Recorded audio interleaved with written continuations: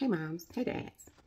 I was just sitting here thinking about my life mortality, right? Had a family member pass away and a couple of other people, my friend's mom died. And I was thinking about life lessons that really helped me to be able to navigate these difficult times um, better. And I thought of three things right off top. And so I just wanted to give you a quick video to expound upon those things because maybe it could help you and help your child, right? Our children. The first thing that really helped me to navigate tough times when I was growing up was a lesson that my dad taught me. Now, my dad was great. He was all the things, right? He was nurturing, he was loving, he was consistent. I knew what to expect with him.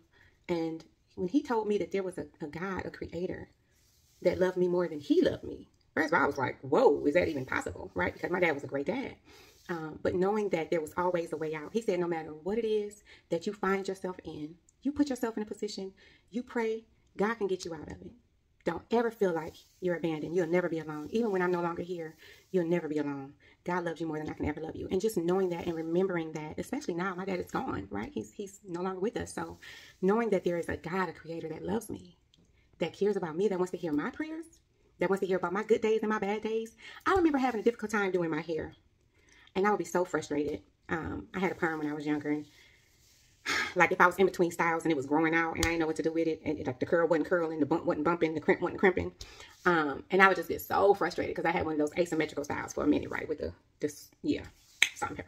Anyway, he would tell me, pray about it, like what?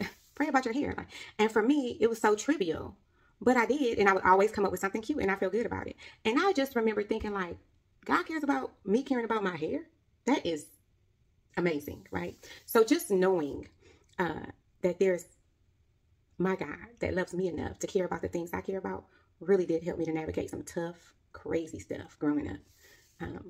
Another thing that really helped me, another life lesson that helped me, is knowing that my feelings mattered to somebody, right?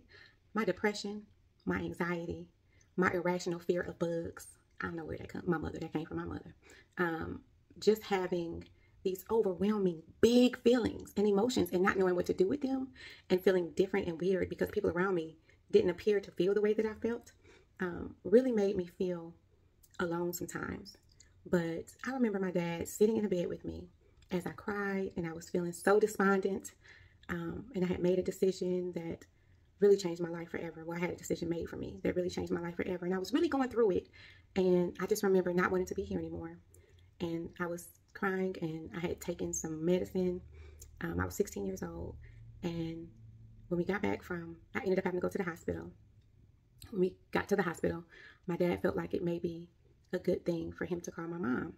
And in that time, she said, you little stupid B word. I don't know if I want to get flagged or whatever, but you stupid B. You can't even off yourself right. Next time, slit your wrist, right? And lay there until you bleed to death. This is what she said to me. The phone is up to my ear, so my dad's smiling, thinking she's giving me some words of encouragement, because he felt like maybe I missed my mom, and that's why, I was going through all that. But that was not the case, but whatever. But what mattered to me is knowing that he cared, right? If your child knows that a parent cares about their feelings, their emotions, their heartaches, right?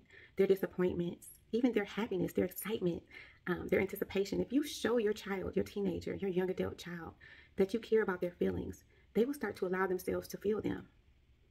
When no one cares, there's no need for them, so you start to dissociate and you become numb to the good and the bad. And it's a really sad state to be in, to not have the validation of your feelings, because you start to feel like the world is against you and no one cares about you. And that's where all of those bad behaviors come in. That's where the drug addiction and the sex addiction and the self-harm comes in, because they're looking for validation a lot of the times, right? And risk-taking behaviors can really cause a lot of issues that you'll pay for the rest of your life. And another lesson that I learned growing up is to first know who I am. We are what we believe.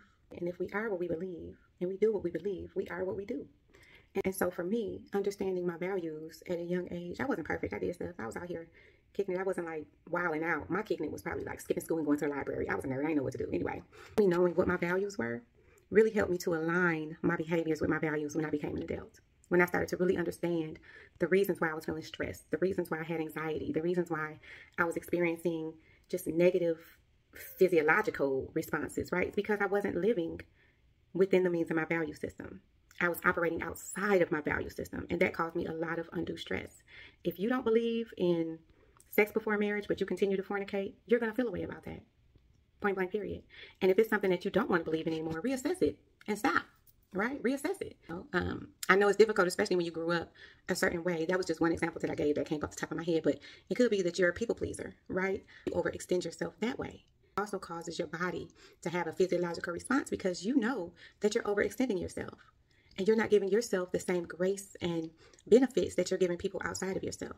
And when you continue to put people before you put yourself, you begin to have resentment, not against that person, but against yourself. And when you're fighting against your own spirit, that's chaos. And you'll do anything to get away from that feeling. So knowing your values, understanding what you believe and what you need really makes a difference in the long run. And you start to make decisions that align with your value system. You start to set those healthy boundaries. You start to identify what's right and what's wrong, who's safe and who's unsafe. You start to use your discernment as you get older, right? Because you've learned how to listen to your body. You've learned how to trust yourself. And when you do that, you have a peace that's unmatched. I hope this helps today. Talk to your kids. Teach them that there's a higher power that loves them and cares about them, from the top of their head to the soles of their feet. Validate their feelings. Let them know that you care about how they feel, the good and the bad. Ask questions. Become curious about who they are as individual people that you created. Allow them the privilege of first identifying their values. And if they no longer fit what you believe, you've done your job. Trust yourself enough to know that you've poured into them all that you can, and allow them the space to own their own values and walk within them. It will relieve stress from you because you're not trying to control somebody outside of your body, and it will give them freedom. It would allow them to build resistance, and it will give them the independence that they need to get up out your house because they're about to be grown. I'm just saying. That's my 2 cents. Take it or leave it. It's free.